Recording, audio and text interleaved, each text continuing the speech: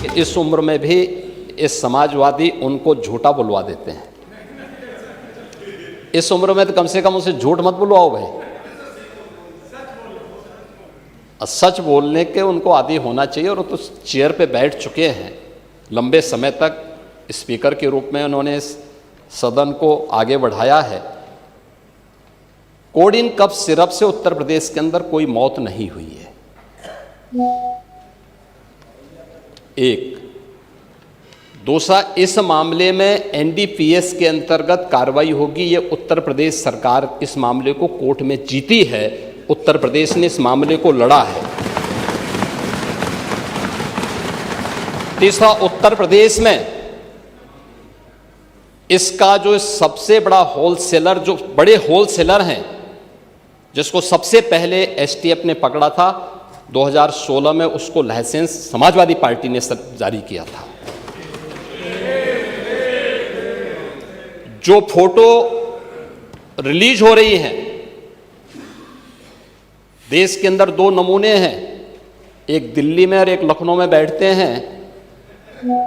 जब देश में कोई चर्चा होती है तो तुरंत वह देश छोड़ करके भाग जाते हैं। और मुझे लगता है कि यही आपके बबुआ के साथ भी हो रहा होगा। वह भी देश से फिर जाएंगे इंग्लैंड की सैर सपाटे में और आप लोग यहाँ चिल्लाते रहेंगे। महोदय, कोडिन कफ सिरप का मुद्दा जो इन्होंने उठाया है,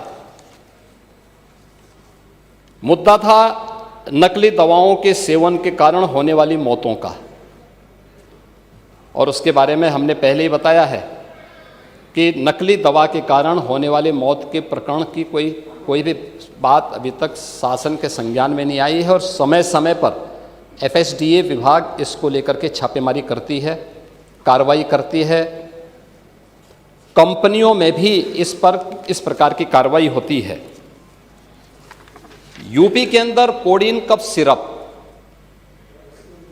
इसके केवल स्टॉकिस्ट हैं, होलसेलर हैं। इसका यहां पे प्रोडक्शन नहीं होता है। ये मध्य प्रदेश में, हिमाचल में और अन्य राज्यों में होता है। और जो मौत के प्रकरण सामने आए हैं, वे मौत के प्रकरण अन्य राज्यों में आए हैं। जिन राज्यों में आए हैं, वह जो भी प्रकरण सामने आए हैं, यह तमिलनाडु में बने हुए एक सिरप के कारणों सामने आई है। ये पूरा प्रकरण इलीगल, यानी इसमें एडिटेशन का भी नहीं है, यह इलीगल डाइवर्जन का है। इस डाइवर्जन के माध्यम से इन होलसेलर ने, जिसमें सहारनपुर का भी है, गाजियाबाद का भी है, वाराणसी का भी है, लखनऊ का भी है और कानपुर का भी है, इन लोगों ने इसको उन देशों में पहुंचाया है, उन राज्यों में पहुंचाया है जहां मद्य निषेध है, लेकिन वहां पे नशे के आदी लोगों को इसको लेने की एक आदत सी है, तो वहां पर उसका दुरुपयोग किया गया है। जबकि बिना चिकित्सीय परामर्श के इसका सेवन नहीं हो सकता, खासतौर पर बच्चों के लिए। एडल्ट भी चिकित्सीय परामर्श से ही इसका सेवन करता है। कौन ऐसा व्यक्ति है जिसने कफ सिरप नहीं लिया? खांसी होती है, हर व्यक्ति लेता है, लेकिन चिकित्सीय परामर्श से उसमें लिखा जाता है। क्योंकि पढ़ाई लिखाई से आप लोगों का कोई वास्ता है नहीं, इसलिए आप लोग हमेशा इस प्रकार की बातें करते हैं। अब बात पहले अब सुन लीजिए ना, आपने पूरी बात बोली तो हम लोगों ने आपकी बात सुनी। आप लोग चिल्लाते रहे, तब भी हम आपकी बात सुनते रहे। अब कम से कम हमारी बात तो सुन लें। ये कार्रवाई सरकार ने की है और सरकार ने इसके लिए 79 अभियोग अब तक दर्ज किए हैं। इसमें 225 अभियुक्तों को इसमें नामजद किया है। 78 अभियुक्त अब तक गिरफ्तार हुए हैं।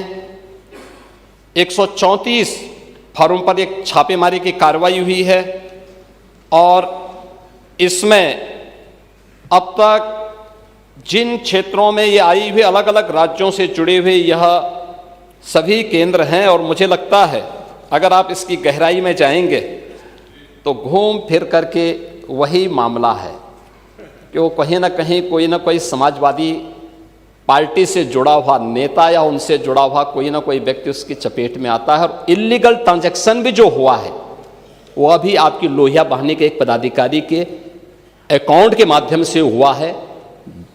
एसटीएफ इसकी जांच कर रही है। इस पूरे मामले में हाई कोर्ट से उस पूरे मामले को एनडीपीएस के अंतर्गत इस मामले में मुकदमा चलना चाहिए। ये उत्तर प्रदेश सरकार ने इस लड़ाई को लड़ा है और उसको जीता है, और इस मामले में कोई भी अपराधी छूटने नहीं पाएगा। और चिंता मत करिए, समय आने पर बुलडोजर एक्शन भी, उसकी तैयारी भी रहेगी। उस समय चिल्लाना मत करो।